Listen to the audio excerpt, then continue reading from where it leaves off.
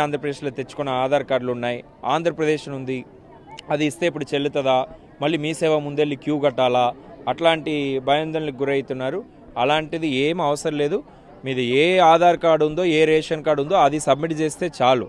ఎందుకంటే అప్పుడు తీసుకున్న వాళ్ళన్నీ ఆంధ్రప్రదేశ్లో ఉంటుంది, ఇప్పుడు అది తెలంగాణ అయిపోయింది, అది అందరికీ తెలిసినదే. అది మనం వెరిఫై చేసుకుంటాం, ఏమి ఇబ్బంది లేదు. సో అట్లానే కొన్ని దగ్గర గ్రామ పంచాయతీలు కూడా కొత్తగా అయి ఉంటాయి, పాత గ్రామ పంచాయతీ పేరు ఉందని. అట్లాంటిది మీరు ఎలాంటి ఆలోచన చేయనక్కర్లే. మీ దగ్గర ఉన్న ఆధార్ కార్డు, మీ దగ్గర ఉన్న రేషన్ కార్డు సబ్మిట్ చేస్తే సరిపోతుంది. ఇన్కమ్ సర్టిఫికేటు, కమ్యూనిటీ సర్టిఫికేట్ అలాంటిది మనం ఈ స్టేజ్లో అడగట్లేదు, అందులోనే అడుగుతున్నాం. మీ ఆదాయం ఎంత, కులం ఎంతను మనం అడుగుతున్నాం, కానీ సర్టిఫికేట్స్ అడగట్లేదు. సో అది దానికి కూడా ఎక్కడ కూడా ఇన్కమ్ సర్టిఫికేట్కి క్యూ కట్టడం అలాంటిది అవసరం లేదు. సో మీరు ఫస్ట్ అప్లికేషన్ ఇచ్చేసేయండి, డేటాబేస్లో ఎంటర్ చేస్తాం. తర్వాత అన్ని వెరిఫికేషన్ అప్పుడు కూడా అన్నీ కూడా యంత్రాంగం చూసుకుంటుంది.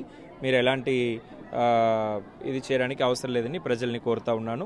ఈ స్వర్ణ అవకాశాన్ని మీరు అందరూ కూడా వినియోగించుకొని దరఖాస్తుల్ని సమర్పించవలసిందిగా కోరుతున్నాను.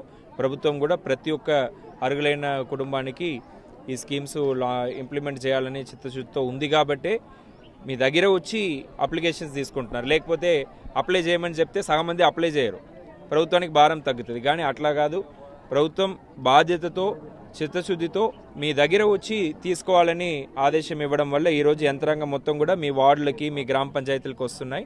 ఈ అవకాశాన్ని మీరు సద్వినియోగం చేసుకోవాలని కోరుతున్నాను.